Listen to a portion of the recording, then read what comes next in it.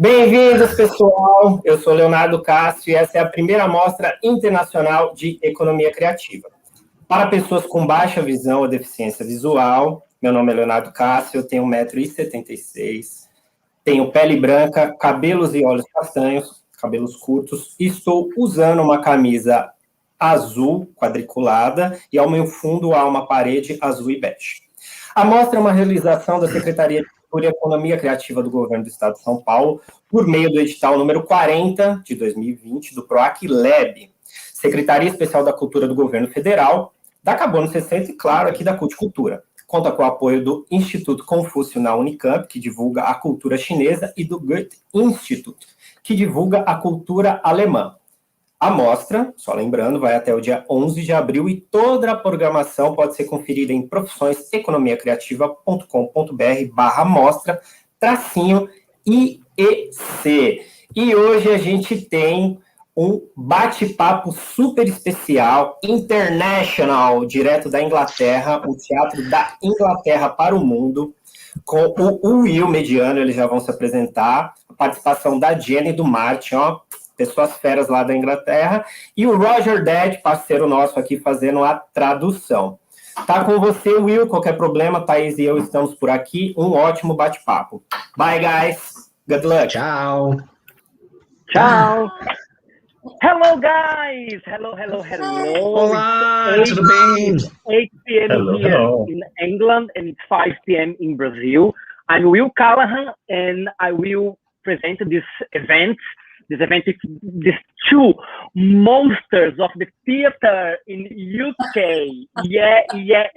In one side, I have Jenna Boyd. She's gorgeous. She's amazing. She's my friend.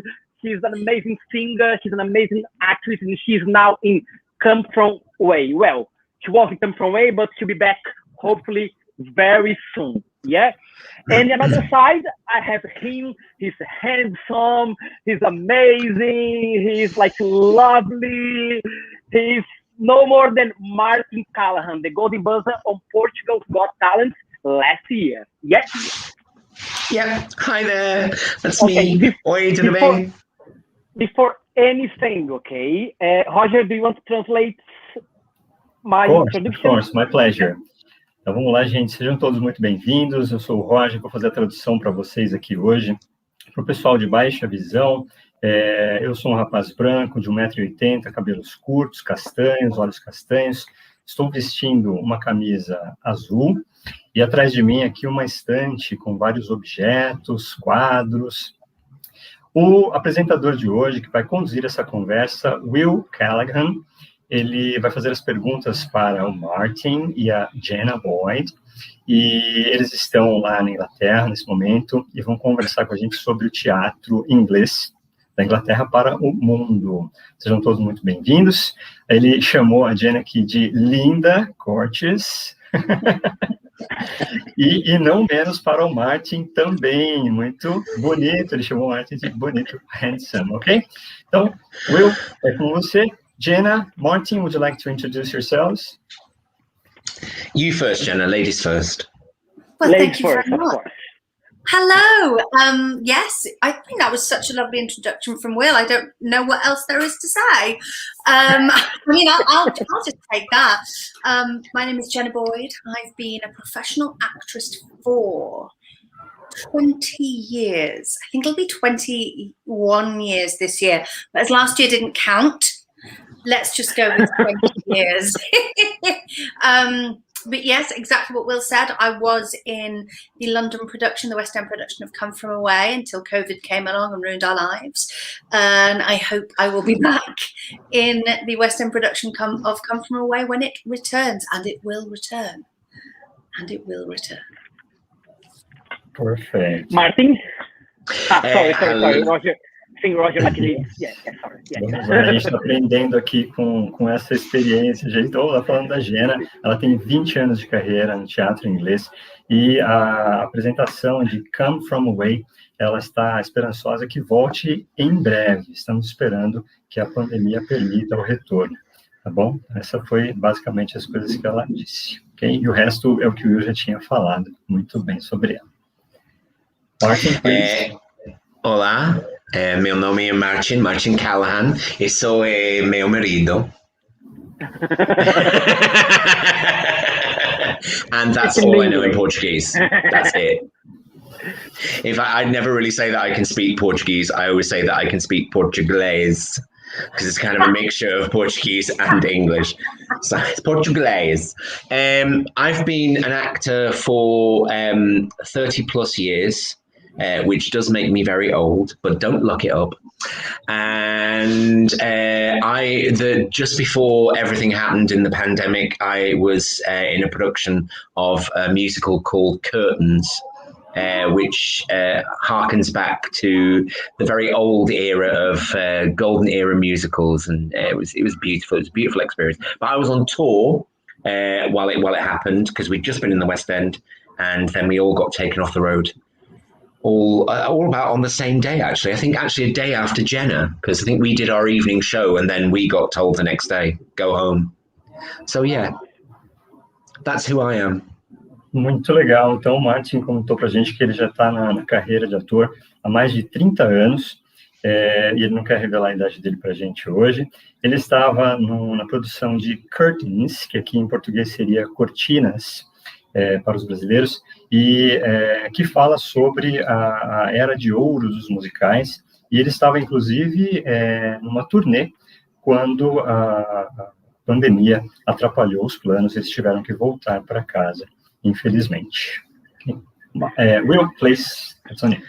Okay, guys, I know you just answered this question, but I will ask again, okay? How many years of career and how many musicals and plays in total?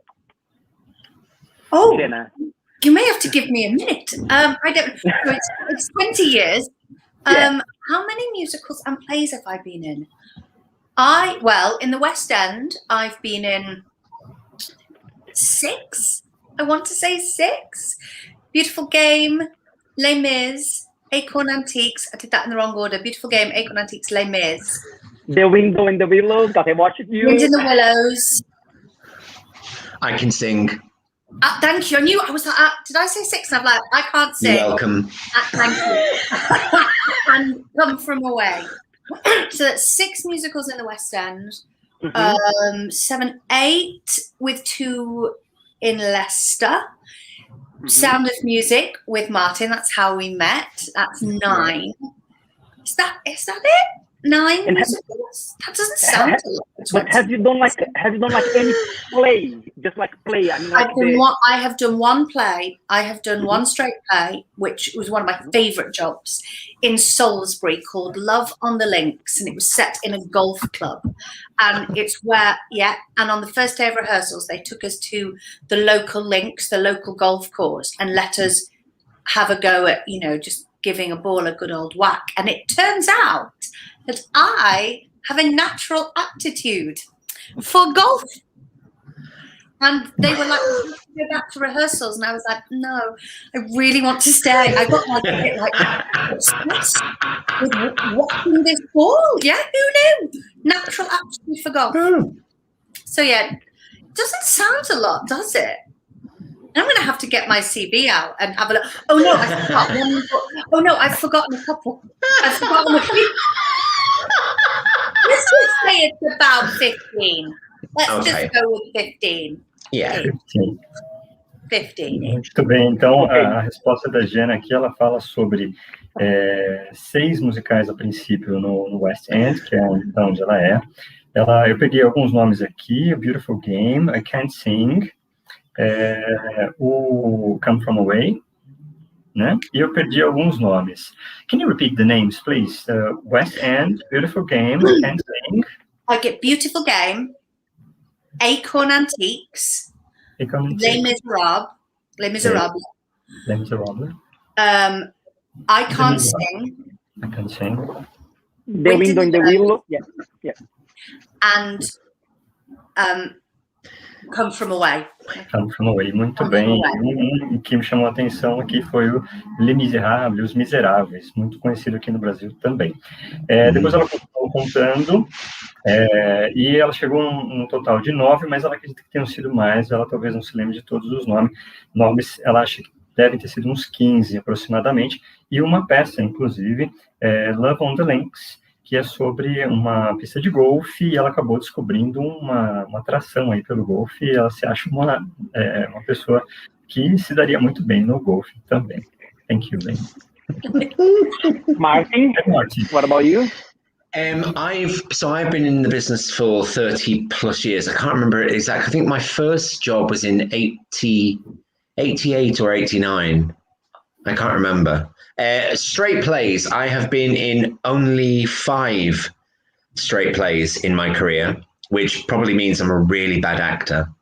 But I've been in a lot more musicals. I've been in like over 30 musicals in my career. Yeah, I know. Most of those have been on tour, because they won't allow me in the West End.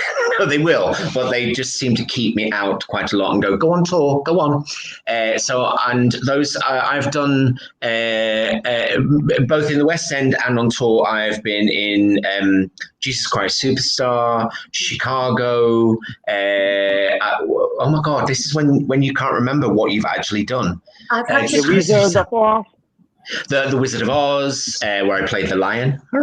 Novicia Hebelge, The Sound of Music. Novicia Hebelge, where I was Uncle Max. I'm trying to think what else I've done. Isn't it awful? I've done films. I've done Funny Girl. I've done lots of Stephen Ward. Well, let's not talk about Stephen Ward. Let's not talk about Stephen Ward, please. Please, for my sanity, let's not talk about Stephen Ward. Please, thank you. So I've done an awful lot. Half the time I think to myself, what have I actually done? I've done about 3 productions of The Wizard of Oz and played different parts in each single production. Yeah, so. Sensacional, muito bem. O Martin, então, ele já começou ali em 1988, 1989, não está bem certo disso. Foram 5 peças de teatro na carreira, e muitos musicais, mais de 30 musicais, todos em turnê, e muitos deles fora de West End, que é a região de onde ele vem. Entre os nomes que ele citou, eu tenho aqui Chicago, O Mágico de Oz, onde ele fazia o papel de leão em uma das produções, mas ele disse que ele já fez pelo menos 3 produções e papéis diferentes entre elas. Também comentou sobre A Noviça Rebelde, onde ele fazia o tio Max. Muito bem. Obrigado. Okay, guys, let's start. Let's start like the hard work. Okay, how do you see the importance of the theater and the actors in society in general? Vamos lá falar sobre a importância do teatro e dos atores em geral. How do you see the importance of the theater, okay, and actors in society in general? It keeps people's souls alive. Can you imagine a world without art and the beauty of the theatre? Well, we don't need to imagine it. It's happening. That's the thing. It's happening right now, and it's horrific. Exactly. Yeah. I mean, as Jenna said, it keeps everybody sane. There's something about theatre where you visit, you have an experience, whether it's a shared experience with about 2,000 other people, and you get to take that home with you, and you'll never ever forget it. I mean, there are I remember as a child going to the theatre and just being enraptured by everything that was happening. And this year we found out that it's horrific. When you don't have theatre, it's horrific. It's absolutely horrific. It's not a world that I'm interested in. I'm not interested in a world without it. I don't think that it's, I think it's a pale version of life without theatre and without the people that make it, which are not, it's not just actors, it's everybody involved makes this beautiful thing. It makes art. And I tell you what I have realised, though, that theatre, you know what, I'm not religious personally, but a bit like religion, you don't need it doesn't need to be in one place. It doesn't need I always say that, like, theater, it's a kind of a church. You go, like, you feel like, you know what I mean? But it's like I'm sure, as I said, I'm not religious, but I'm pretty sure that Jesus said it says it in the Bible, you can find me anywhere. You don't need me to be in a church. And like we've discovered this year that theatre can be anywhere. You don't need to be in one. Now, I miss being in one, but we have, even when the government has shut them down, we have found ways to bring theatre even when we were told we could not. So there's no world without it, because we will continue to bring it and continue to make it, even when you shut down our churches, even when you shut them down. There is no world without it. Perfeito. Então, a Jenna, ela ficou bem emocionada agora falando sobre a pergunta do Will, que é da importância do teatro e dos atores para a sociedade. A resposta da Jenna, ela fala sobre o fato de manter a alma das pessoas viva, e que sem o teatro, o mundo seria muito triste, não só por causa dos atores, mas também todas as pessoas envolvidas nas produções. Ela comenta que, apesar de ela não ser religiosa, ela faz um comparativo com a religião, onde Jesus teria dito, que está na Bíblia, que você pode me encontrar em qualquer lugar, não só na igreja. E para ela, o teatro é a religião dela, e ela se sente muito triste de não poder voltar ao teatro. Ela prefere estar lá dentro, ela quer voltar para lá. E o Martin, ele concorda, ele fala que você não precisa nem imaginar isso está acontecendo agora com a pandemia. As pessoas estão mais tristes, elas estão sofrendo também pelo não poder acessar o teatro, não poder acompanhar as produções, e é uma coisa que você nunca esquece, você leva para sua casa consigo e fica com você para sempre aquilo que você assistiu. Anything else you want to say, Martin or Jenna, about the question? No, I mean, I everything that Jenna said, I amplify. That this world doesn't work without theatre, and I do agree that with what Jenna said, that you can have theatre anywhere. You can, because sometimes we you know, I remember as a child, I would perform on the wall at my house for the neighbours as they passed by. They hated my family. Neighbors. Yeah. Oh. He's only upstairs. Just so you know, we're in the same house. He's only upstairs. I didn't get that. So, you know, I mean, yes, of course you can perform anywhere. But as Will says, it's like a temple. There is something very special, something where so many people can go and honor.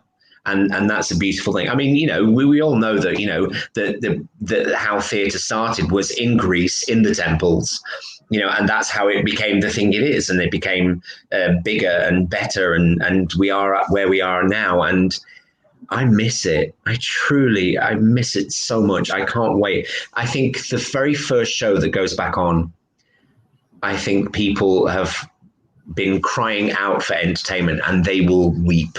I'm sure of it. I know if I were there, I would be crying my eyes out. So whoever's in that cast of whichever is the show that goes on first, they deserve every single piece of applause that they get for being the first ones back on, for leading the way. So I can't wait to get back to it. O Martin não pode esperar para voltar aos palcos. Ele conta os minutos para que esse momento chegue, e ele acredita que as pessoas estão precisando disso, a plateia está precisando voltar ao teatro, estamos ansiosos por essa volta, assim como os atores, e ele pode já imaginar as pessoas chorando no momento de voltar, e os aplausos que vão acontecer vão ser muito especiais para esse primeiro show que seguramente vai acontecer assim que a pandemia permitir. Está entrando uma pergunta aqui, viu, Will? Não sei se você vai ler as perguntas para eles. Deixa eu... Sorry. Português. Okay. Como era a sensação de atuar nos musicais? Oi, Thiago, oi, Arthur, Tatiana.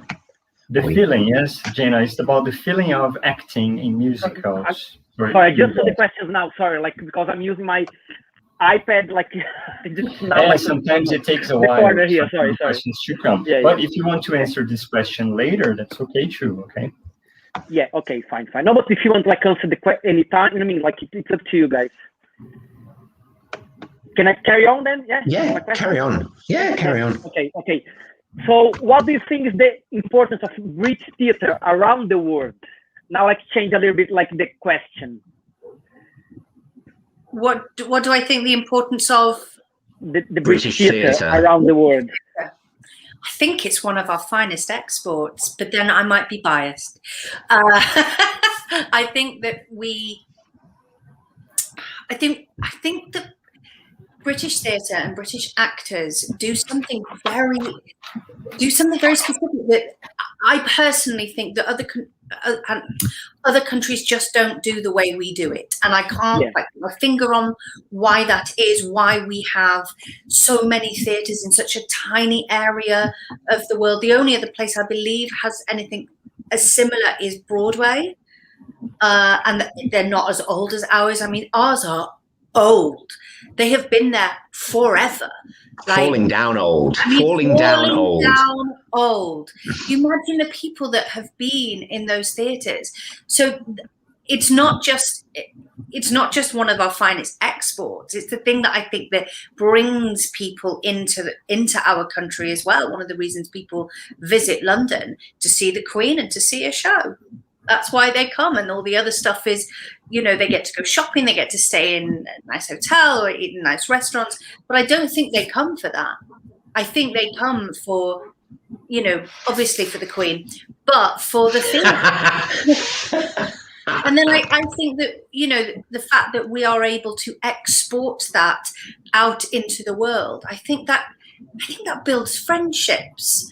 Where, you know, politicians would like us to believe that we all hate one another and there's all hideous contention between everybody and it's all hateful. But I've done theatre in you know, I did The Sound of Music in the Middle East. I've done The Sound of Music a lot. Martin, I can't remember whether you came on any of those foreign trips, but I did The Sound of Music in the Middle East. No, they never asked me. Nuns. Swines, a bunch of, you know, nuns in the desert, and people loved it. You know, we're led to believe that, you know, British Middle East people, we don't get on. Was not my experience. They loved it. It was different for them. It wasn't something they'd experienced before, but it was received with such love. And I think that is one of the most important things, that the friendships that are created around it. Great. Uma excelente resposta que a Jenna comenta sobre a importância do teatro britânico. Ela começa falando sobre a semelhança do teatro britânico com a Broadway, por exemplo, que é muito famosa. É similar, mas o teatro britânico é muito mais antigo e muito maior do que a Broadway. E ela fala também sobre as pessoas do mundo todo que recebem esse produto, uma forma de exportação do teatro britânico, mas que também vão até a Inglaterra para conhecer esse teatro. Então, é um produto que atrai a visitação das pessoas, e essas pessoas, obviamente, vão consumir os produtos britânicos, isso é muito importante para eles. E, além do fato de ajudar a construir amizades, ela comentou sobre uma experiência que ela teve no Oriente Médio, que muitas pessoas têm um certo receio, talvez por questão da política, os políticos talvez coloquem esse receio na cabeça das pessoas, e a experiência que ela teve foi absolutamente fantástica. Ela se deu super bem, as pessoas foram super carinhosas, adoraram o espetáculo no Oriente Médio, então ela só teve coisas positivas a falar sobre isso. Martin? I mean, you can't discount the fact that, you know, it sounds terrible and it sounds very colonial, and I do apologize, but we are the country that, you know, gave the world Shakespeare. You know, it's true. You know, that's it's the truth. We are. I'm not saying that's our crowning achievement, but it's absolutely one of them. I think that there are countries that do theatre as a political statement way better than we do. Yeah. I really do. But one thing I will say, the fact that theatre is so strong in this country and has been continued to be strong for so many years, for centuries, for literally centuries, is in itself a political statement. The fact that we have just continued and gotten stronger and bigger, and as we send out productions throughout the world, I mean, you know, Phantom of the Opera, I do kind of call it McDonald's theatre, because basically if you buy a Big Mac in Japan and you buy one in Sao Paulo, it's going to be the same. And that's exactly the same with Phantom. You see it in Tokyo, you see it in Sao Paulo, exactly the same production, but that's absolutely fine. But those kind of things are created, over here by Cameron McIntosh. And I don't blame him. I really don't. I think I would like to see different versions of Phantom. It would be lovely. But the fact that he got into that and went, it's quite interesting how he decided, there's money to be made in this. So I think that is a political act in itself, a selfish political act and a very right-wing political act. But it is a political act in itself to come up with something like that. To say, no, you can watch this production any way you want, but it's going to be my production. Yeah. And I think it's quite amazing, really. I don't agree with it, to be brutally honest. I like creativity, and I do find that it can stifle creativity. But having said that, Les Miserables is probably the finest musical you will ever see. And the fact that that is copied everywhere around the world, is exactly the same, is the best thing that could possibly happen, because it's incredibly special. It's like a little jewel that was made incredibly special in London, and then they offered it around the world. That's phenomenal. That's what I think. O Martin, ele comenta aqui sobre a conexão do teatro como um ato político. Ele fala sobre alguns nomes. Primeiro que ele cita é Shakespeare, que saiu de lá para o mundo, né, conhecido hoje no mundo todo, e é um produto que foi criado ali na Inglaterra e que ficou famoso no mundo inteiro, todas as suas peças, né? Ele fala também sobre o Fantasma da Ópera, e ele faz um comparativo muito interessante com o fato de você poder assistir essa produção, Fantasma da Ópera, em qualquer lugar do mundo, e vai ser a mesma produção, seja em São Paulo, seja em Tóquio. Ele cita o nome de Cameron McIntosh, que é a pessoa que está carregando isso para o mundo, e as pessoas podem assistir a mesma produção em toda parte. Ele comparou isso ele chama de teatro McDonald's. Você pode ter a mesma coisa, a mesma qualidade em todo o mundo. Ele também falou sobre que ele prefere a criatividade, né? Então, ele, ao mesmo tempo que ele vê o valor dessas produções que são exportadas para o mundo todo com a mesma qualidade, mas ele mesmo prefere a criatividade.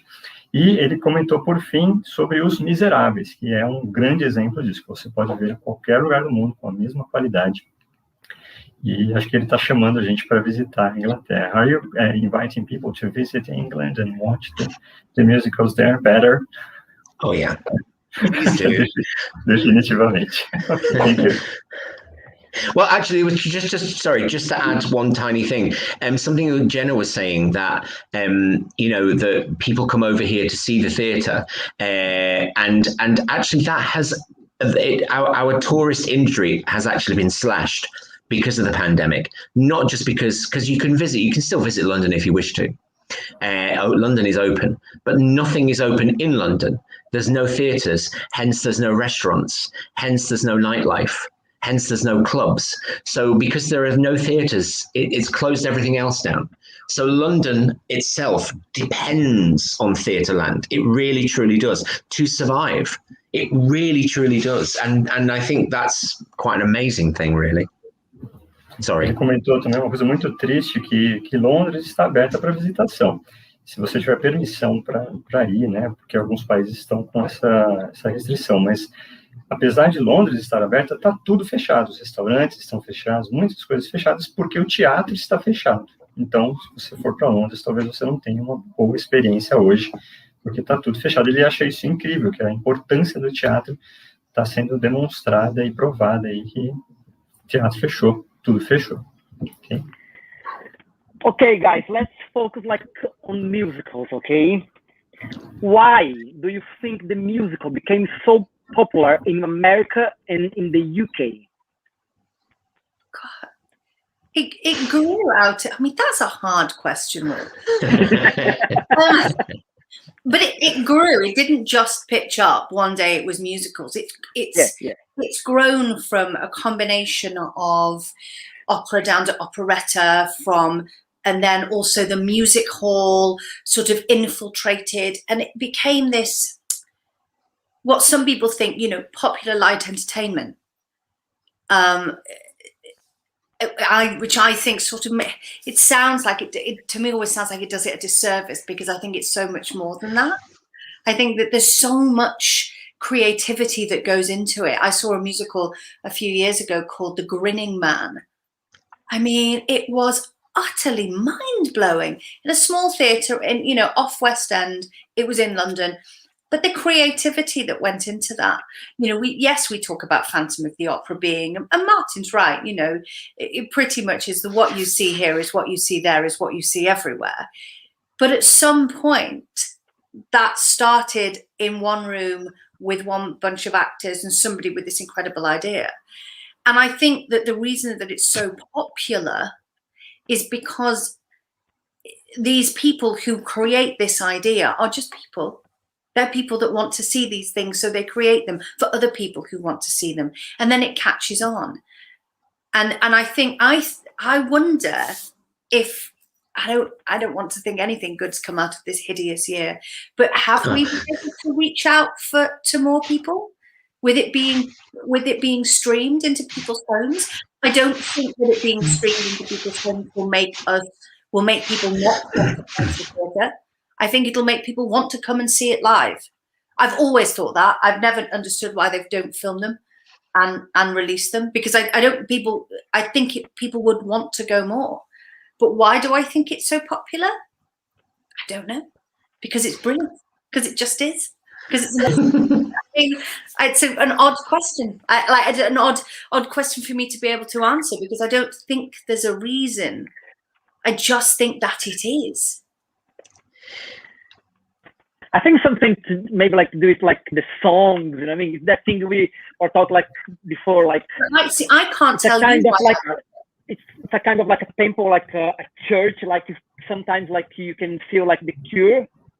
Does that make sense? I remember so many times when I went to the theater, to see musicals, and I was very depressed or anxious, and I left the theater, the musical, really relieved, was something gave me hope, or I could see the answer for something, I was looking for. Does that make sense?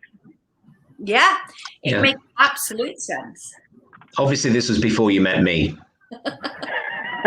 Because why would you be anxious and depressed afterwards? Yeah. Ok. Sorry, tentar fazer um resumo aqui da pergunta. A pergunta do Will foi sobre o motivo, por que eles acham que o teatro ficou tão popular na América e no Reino Unido. A resposta da Jenna, ela acredita que isso aconteceu ao longo do tempo, não foi uma coisa imediata, mas foi crescendo a partir das operetas, os musicais foram entrando, um tipo de entretenimento popular bem light, e por isso foi ganhando muito espaço e crescendo e chegando às proporções que está hoje. E ela atribui isso muito à criatividade das produções e das pessoas envolvidas nessas produções, que é incrível essa criatividade, justamente porque as pessoas que participam das produções são as mesmas pessoas que gostariam de ver essas coisas no teatro, e por isso elas estão produzindo, e talvez por isso a coisa tenha tanto sucesso hoje. E uma coisa que ela comentou é que ela acha que a pandemia que nos privou aí de um ano desses espetáculos, ela não está nem considerando o ano passado na vida dela, porque foi perdido, que ela vai acabar fazendo com que as pessoas queiram muito mais ir ao teatro assim que possível, porque ficaram privadas disso por tanto tempo. Well, my take on this is I have to put my academic hat on here, if I've got one, because I don't really either.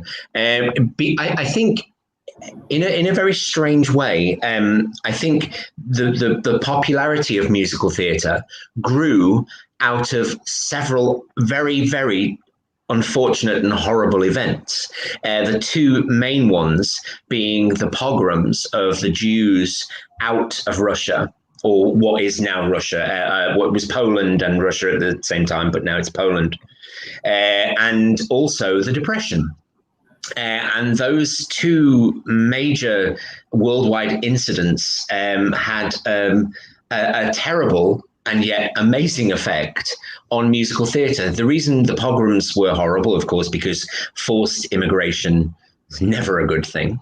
But what happened was we were getting people like Irving Berlin, we were getting people like George and Ira Gershwin, who were making their way to America, and they were bringing their own music with them, their own style of that really they were hearing in the temples.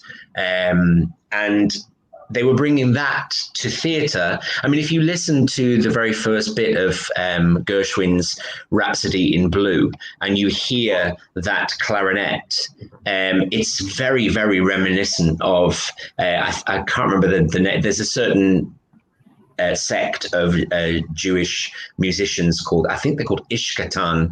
Somebody's going to remind and tell me, no, you're wrong. And it's very reminiscent of that. What you would hear in the temple that you were suddenly seeing on stage, it was fresh, it was new. And then, of course, in America, we have this horrible thing that was happening where they had a major worldwide depression and people needed to escape. Yeah. And they were bringing new stories, new ideas, new belief systems, and suddenly it was like this perfect storm of, I hate to say it, a perfect storm of crap, but suddenly making this amazing, beautiful diamond. And that's where I think it came from, adversity. People's adversity going, no, I won't stop, and it grew into this beautiful thing. And I think that's where it grew from. And then people just saw it and went, I'd like more of that, please. And of course, even to this day, people want musicals. They need musicals in their life. And that, again, I think is what Will says, is that idea of walking into a theatre where you can had the worst day possible and walk out feeling amazing, even out of Les Mis. Because let's face it, Les Mis is not the happiest of musicals. I think pretty much everybody dies. Yeah. And so, yeah, pretty much everybody dies. But you still come out going, oh my God, that was amazing. Oh, that was stunning, And so, of course, that's what people want. It's cathartic, catharsism, escapism, lots of isms. Lots of escapism. Yeah. Yeah. Muito That's legal. Just me. Sorry. O Martin, ele deu uma resposta muito interessante que conecta o crescimento do teatro a situações adversas, situações terríveis, como, por exemplo, a fuga dos judeus lá da Rússia. Ele comenta sobre George Gershwin, que leva consigo a sua arte, e as pessoas lutam para que aquilo não morra, mas para que aquilo cresça. Então, eles levam a sua arte e eles persistem, eles insistem nisso. E o crescimento do teatro musical, se deve muito a isso, ao fato das pessoas não desistirem de lutar, de continuar, para que isso aconteça, porque isso é uma coisa extremamente importante para todo mundo, tanto para quem produz, quanto para quem assiste. Ele também comenta sobre a Grande Depressão que aconteceu nos Estados Unidos, e que as pessoas precisavam de uma válvula de escape. Então, a adversidade, ela acaba empurrando as pessoas adiante para que elas lutem e continuem batalhando para que o sonho do teatro, no caso, não morra. E o Martin também comentou sobre as palavras do Will, que você pode estar na pior situação como a que nós estamos vivendo hoje, da pandemia, e você vai ao teatro, a primeira oportunidade que você tem, e você sai de lá se sentindo muito melhor, você sai nas nuvens. Então, essa catarse, essas sensações todas que muito provavelmente tem a ver com o crescimento do teatro musical no mundo. Okay. Izzy, what's your dream role? It could be like in a musical or like in a play. Oh, I've been asked this before, and this is true. You see, my dream role may not have been written yet because currently my dream role is Beulah. And I didn't know that existed 2.5 years ago. And I think it's the most glorious part that I have ever been asked to play. And you know, at some point I will put Beulah to bed and pass it on to somebody else, and there'll be another dream role that I'll go on to do, but it may not have been written yet. But also Fantine in Les Mis, but that's neither. I'll never play that, but, you know. Ok. A pergunta do Will tem a ver com o papel dos sonhos que eles gostariam de fazer, e a Jenna acredita que o papel dos sonhos para ela ainda não foi nem criado, ela está esperando que aconteça, mas ela citou o papel de Beulah, que foi o maior que ela fez até agora, e ela está encantada com esse papel, mas ela ainda tem mais coisa boa por vir, na opinião dela. Martin? I'd have to say Beulah in Come From Away. No. No. I have. May I just go slightly off topic, just ever so slightly? Yes, I have to say that Jenna in Come From Away is astonishing. I know she's my friend, but I have to say I am slightly biased, but she is astonishing. There is a moment in the play. It's during a phone call between her and another character. And I have problems with keeping my emotions in at the best of times. And there's a moment where we find out a little bit of information, and I literally went, so loudly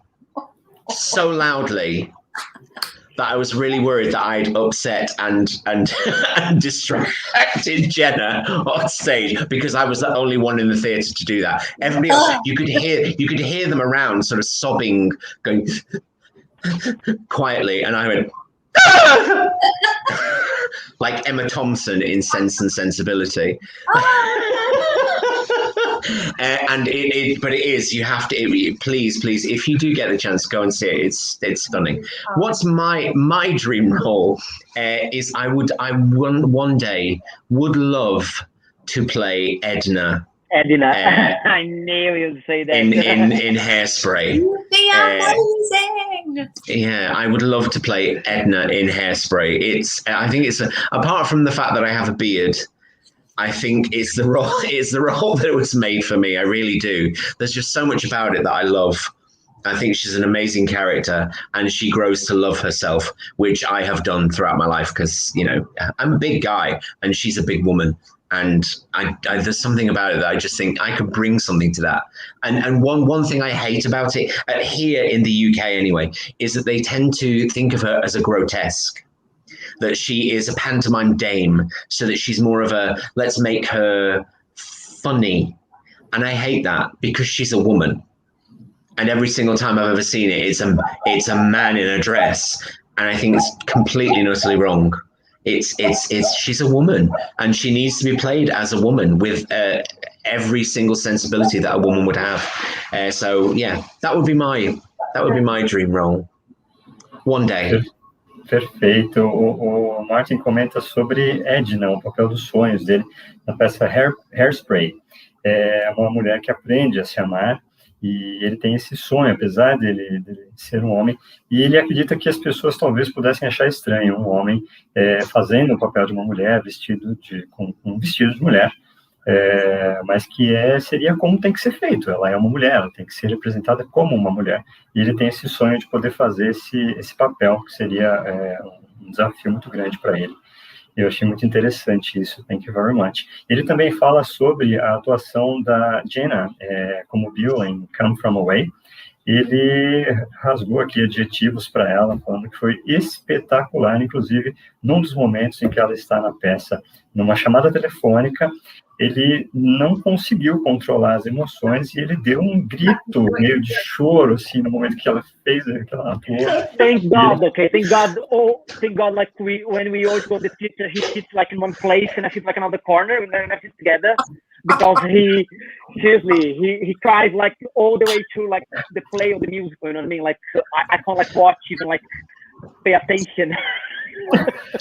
I cried during the Avengers. I mean, you know. I thought I was bad.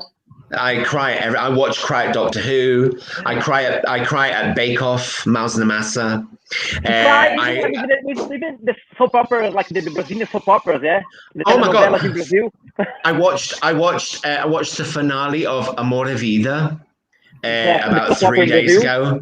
Which is a soap opera in Brazil, where Felix is sitting on the playa with his father, and he said, "Ci amo pai," and I thought his pie was going to or something like that, and his pie went, "Ci amo também, meu filho," and I went, "Oh!" But I had to do that quietly because Will was on one side of me and his mother was on the other side, so I was like that. Because otherwise I would have gone this, "Why are you crying? Oh, no, what are you crying for? Why?" But I'm very, that's me, sorry. O Martin, ele não tem vergonha de esconder os sentimentos, ele chorou, inclusive, no episódio final de Amor e Vida, que aconteceu recentemente. Ele já tinha me contado essa história, e agora ele deu mais detalhes aí. Ele tenta se controlar, mas ele chora em todos os espetáculos, até nos Vingadores ele chorou. Então, esse é ele. Acho que ele nos espetáculos fica longe da Jenna para não atrapalhar a atuação. Então ele fica lá no fundo para não atrapalhar quando ele chorar. Okay, guys, I know like we kind of talk about the pandemic, but I will ask again, okay? How has the pandemic affected the theater in the UK in general, like in... Hey, if you let me, just don't forget the question of one of the people who are watching about their feelings when they are acting in musicals.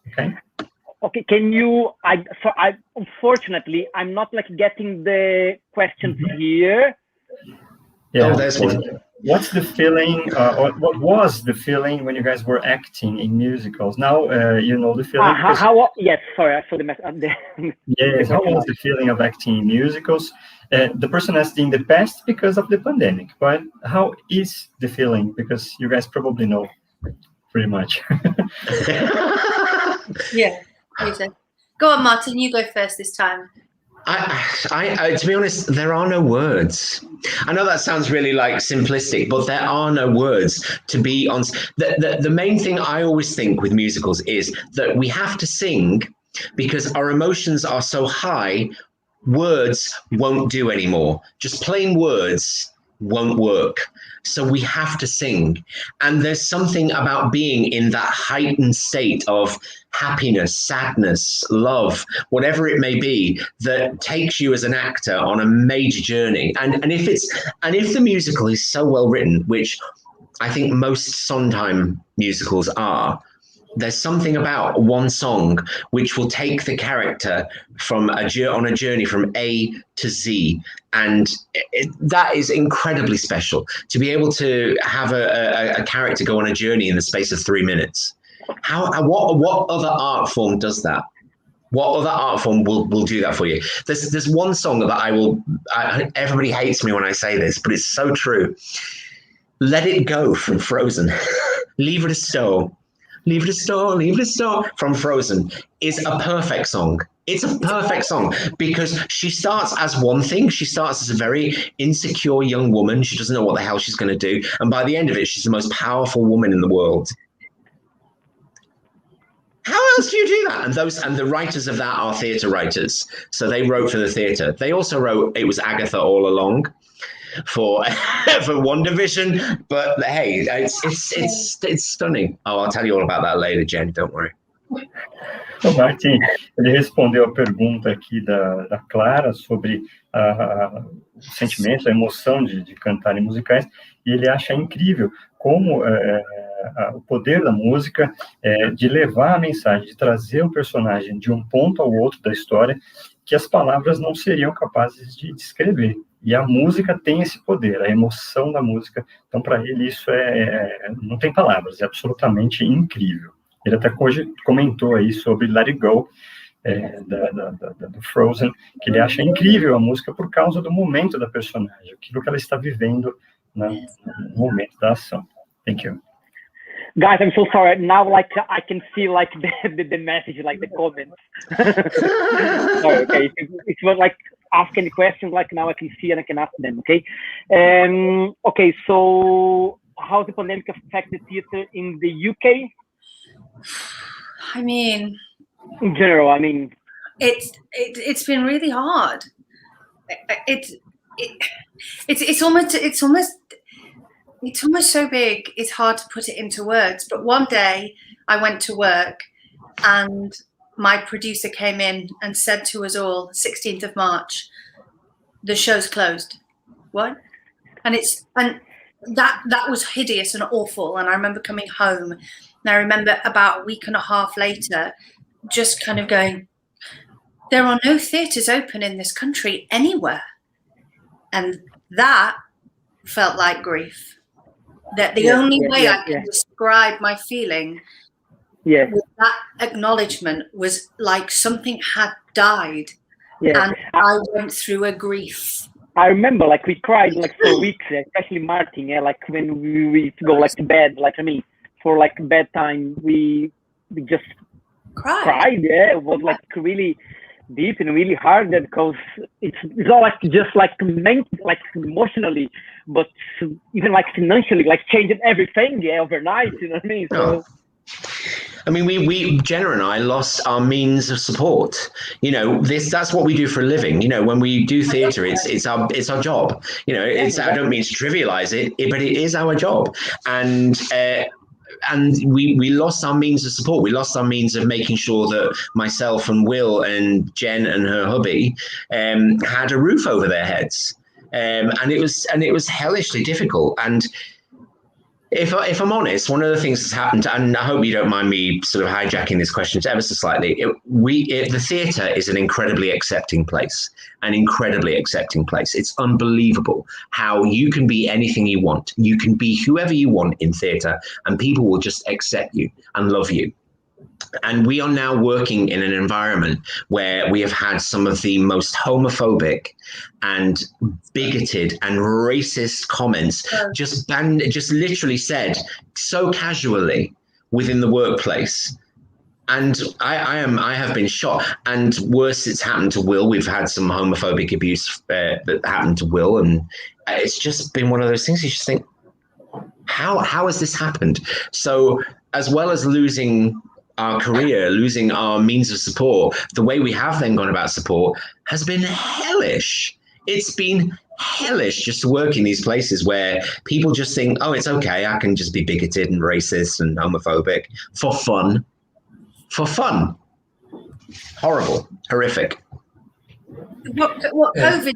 Oh, go, please, no, because it's going to get too much. You go. Thank you. A pergunta do Will foi sobre a pandemia, como a pandemia tinha afetado o trabalho deles. E a Jenna começou respondendo que ela não tinha nem palavras para descrever tudo que aconteceu. Foi justamente quando nós aqui no Brasil também tivemos essa informação, foi dia 16 de março, quando o produtor falou para ela, fechou, o teatro fechou, todos os teatros estão fechados, e a sensação que ela teve era uma sensação de luto.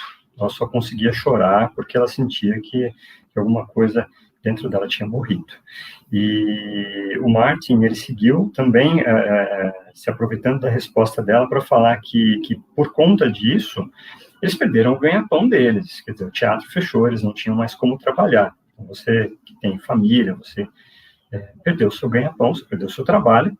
Então, além de todas as questões financeiras envolvidas, eles também tiveram que, muita gente do teatro teve que se sujeitar a trabalhar em locais em que a homofobia, o racismo e outros tipos de agressões são muito comuns, e as pessoas se sentem absolutamente à vontade para ter esse tipo de comportamento, talvez pelo fato de as pessoas que estão do teatro indo trabalhar com eles não terem opção, e sendo que o teatro é um lugar que aceita todo mundo, aceita todas as crenças e tudo mais. Então, foi muito, muito triste para eles.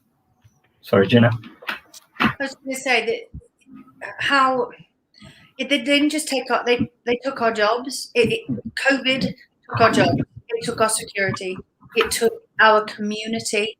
It took our safety bubble. And it's true. We live in a world, Martin and I and Will, we work and live in a world where I didn't think homophobia existed like that anymore. I'm naive I do not know of people who behave that way. And when Martin told me about his and Will's experience, I was devastated for them, but I was shocked. And I thought to myself, not only do we create beautiful art, but we create a beautiful world, which I want to remain a part of. I don't want to be out of it in ugliness. And COVID took our support, and it's so hard to describe to you that being an actor isn't, Martin, absolutely right. It's our job, fundamentally. That's what puts a roof over our head. But I'm not a person that acts. I am an actor. It is who I am. It is what defines me as a person. And that was taken away. And I have spent a year without purpose, without sense of self. And that is one of the hardest things that I have had to live through. And then I don't think that Martin's experience was any different. I think you probably felt the same way.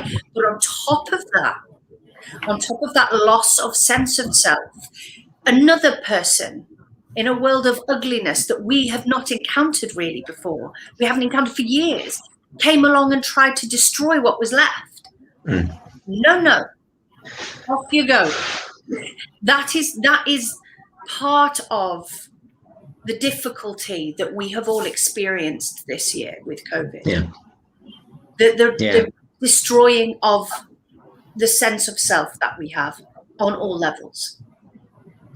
É uma resposta bastante triste, que a Jenna complementou o que o Martin havia dito, sobre o trabalho deles foi tirado deles, a segurança, o senso de comunidade foi subtraído, e uma coisa que eles não viam mais, e até talvez por um pouco de inocência da parte dela, ela comentou isso, que não se via mais, pelo menos no teatro não tem isso, né, a homofobia, o racismo, esse tipo de coisa. E voltar a ter contato com isso foi um choque para ela, né, de ver como eles, atores, fazem o possível e o impossível para criar um mundo mais bonito, e se deparar com essa feiura, digamos assim, com todas essas coisas hediondas de homofobia e racismo, foi muito triste.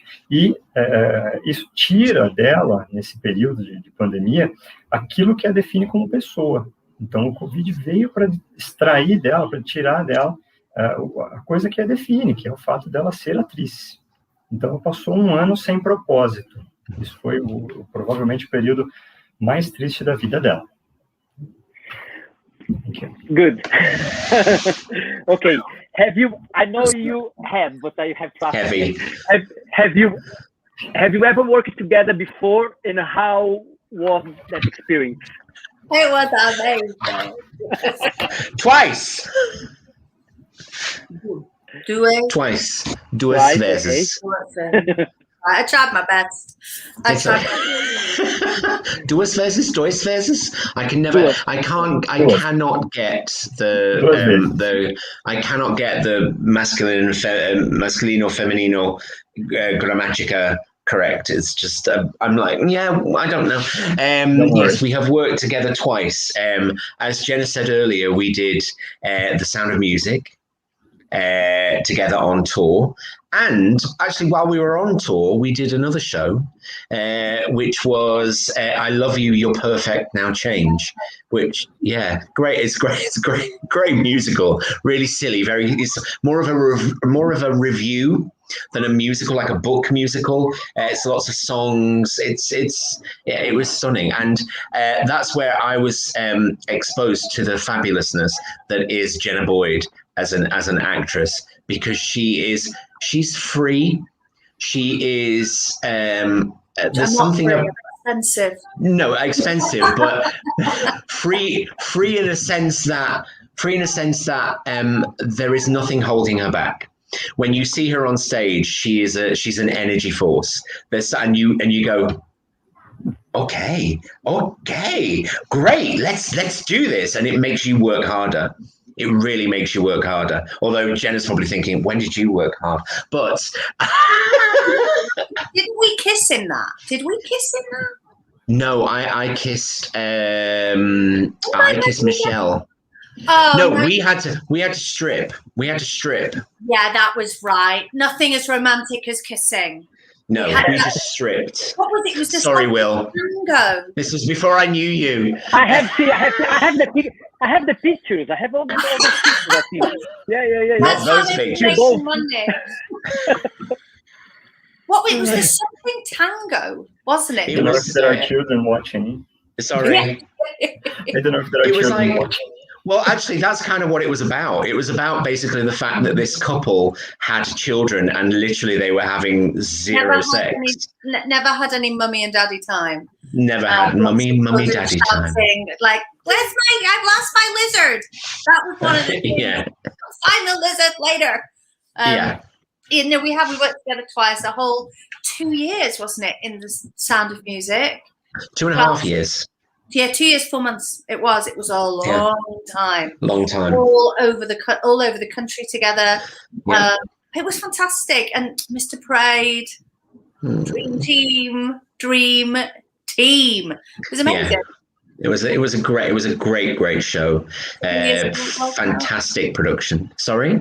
Just a couple of years ago. Now. 10, 12 years ago. 10, 12 years ago. 11 years ago. It was 11 years ago. Wow. It seems like yesterday, but it was 11 years ago. Yeah, it was 11 years ago. 2010 we started that show. Was it? I thought it was 2009. Yeah. Oh my God, it's 12 years then. Oh my God, take me away. Somebody take me away and shoot me. I'm old. Sorry, what can I say? 2009 because I turned 20 that year. I think I was still 50. That was good. Yeah. Martin e so we Jenna have. Trabalharam juntos em 2 musicais, 2 vezes. Um deles foi Sound of Music, que durou quase 2 anos e meio, 2 anos e 4 meses. E também o musical I Love You, You're Perfect, Now Change, que pra gente aqui seria Eu Te Amo, Você É Perfeito ou Perfeita, Agora Mude. E o Martin comenta que a Jenna atuando é sensacional. É uma pessoa livre, que não tem nada segurando.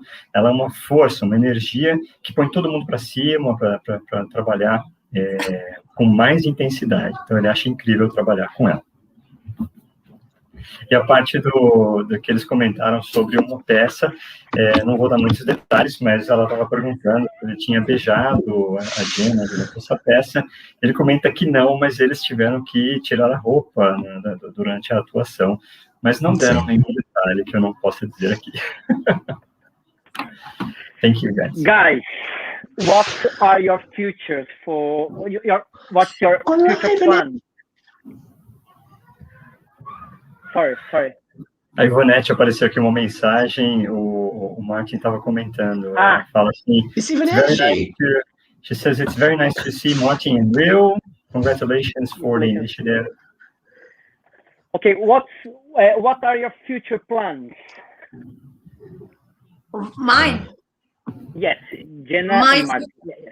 My future plans are to go back into Come From Away as and when it opens in the West End. That is my, hopefully, very near future plans. Slightly further in the future than one would like plans. They are my future plans. Okay, great. What about you, Martin? Sorry, Roger. Sim, o Will perguntou para eles quais são os planos futuros. E a Jenna está contando as horas aí para voltar para a peça Come From Away. Ela não vê a hora de voltar. Theatre, I don't actually have any at the moment. Every single show that I was up for closed. So I had my final audition for Wicked the day I went to London to have my audition. I went to Leicester to be told to go home, and I went from Leicester to London, London to Leicester, Leicester to London in the space of one day, and woke up the next day with COVID. I had my final audition by video camera with full on COVID, trying to be the wizard and try and be nice and jolly and and I don't know, because they literally just said we're not going to make any decisions because we don't know what's happening with the theatre. So theatre wise, I don't have any plans. Thankfully, I'm going to be going back to Portugal's Got Talent, Got Talent Portugal. Because they said, well, you were a golden buzzer, you have to come back, because I couldn't go last year because of COVID. So yeah, I'm going to go back there, see what happens. Hopefully something nice will come from it, and people will go, oh, he's good, let's have him play Evita in Lisbon or something. I'm sorry, I have to just put in. Okay. I heard your song. Do you not remember? I called you in tears. Oh yeah. It was so. If you haven't seen it, you'll need to YouTube it or whatever it is that you do. I'm sure there are other streaming platforms, and go and listen to it. It is breathtaking. It is breathtaking. Oh. That would answer your question. Why is theatre so popular? Go and listen to Martin Callaghan's name. Yeah, no. I called him sobbing. Like I couldn't breathe. It just moved me. It sings to my soul. Oh. Yeah, I'm like, it was so beautiful. But that's what I was like during Come From Away with you. So I blame you. You can blame me. That's fine. Yeah, I agree with Jenna. I had the shivers, and my daughter too. Oh, it was like, oh my God. Because I'm a singer myself, but nothing compares. But you see, I mean, that's so very, very kind of you both to say. The unfortunate thing is, there's only one thing that I can focus on when I watch that video, and that is when I start to cry. By the way, if you want to see me cry, that's the place to go and see it. It's not pretty. It's when I literally go like this, and the chins start to appear. This massive amount of chins. Yeah, Martin, but now I hope you believe, okay, in how good you are, because I told you.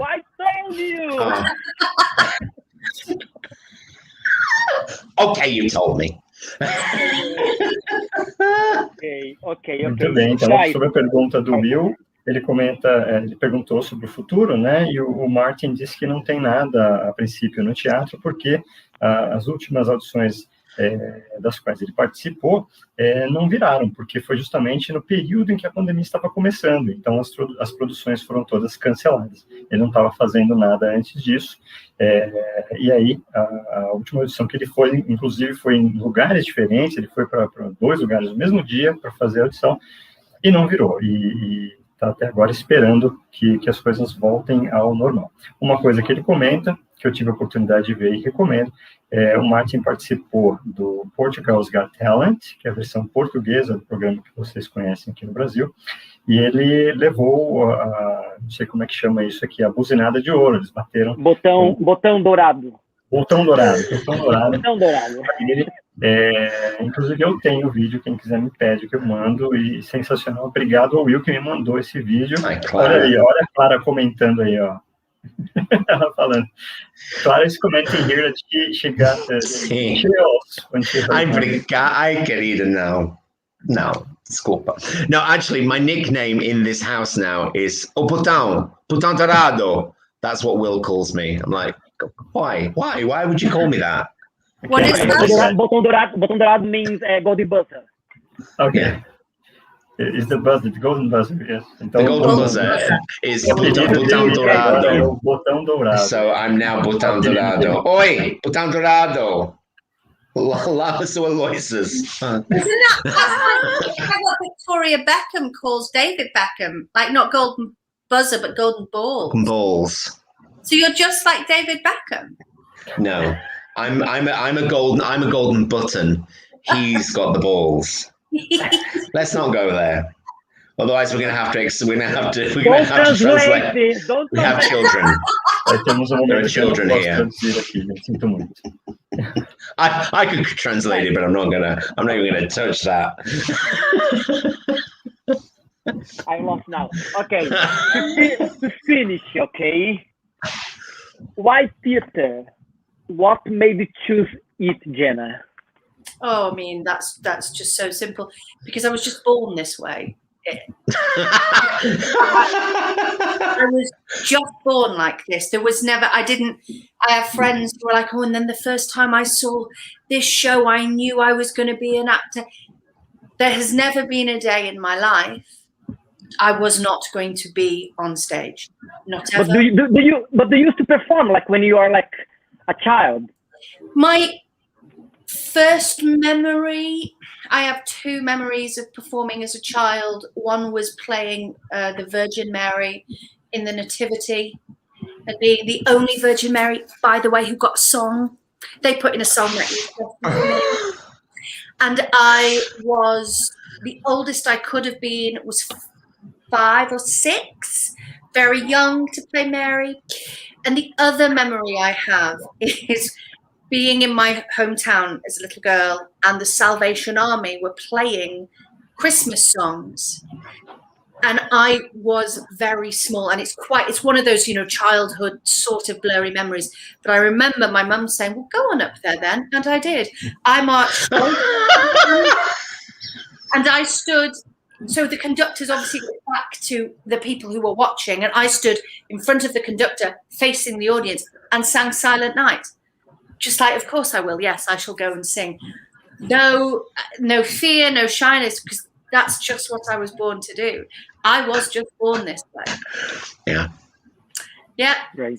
I remember her saying it. Go on then. Okay. There's a photograph of it somewhere. Somebody took a picture of me, and my mum, oh, bless my mum. My mum was a very, very slim woman. She did not have a very slim daughter, but she used to dress that chubby daughter in snowsuits. So I was like this, but I stood there in this snowsuit singing along. Yeah. So that's why theatre, because it chose me, because I was just born like that. Bom, a Jenna responde a pergunta do Will, que foi por que o teatro, como você escolheu o teatro. E ela disse que ela nasceu, ela nasceu para o teatro. Alguns eventos que aconteceram bem pequenininha, aos 5 ou 6 anos ela fez o papel de Maria, no teatro da escola, provavelmente, e um dia ela conta uma história muito curiosa, que elas estavam ouvindo músicas de Natal, e aí a mãe dela falou, Jenna, sobe lá e canta. E ela foi na frente da plateia, com o maestro que estava lá conduzindo, e ela cantou Noite Feliz para todo mundo, e sem medo, sem preocupação alguma, ela foi lá e fez a música, e ficou lindo. Congratulations. Noite feliz, noite feliz.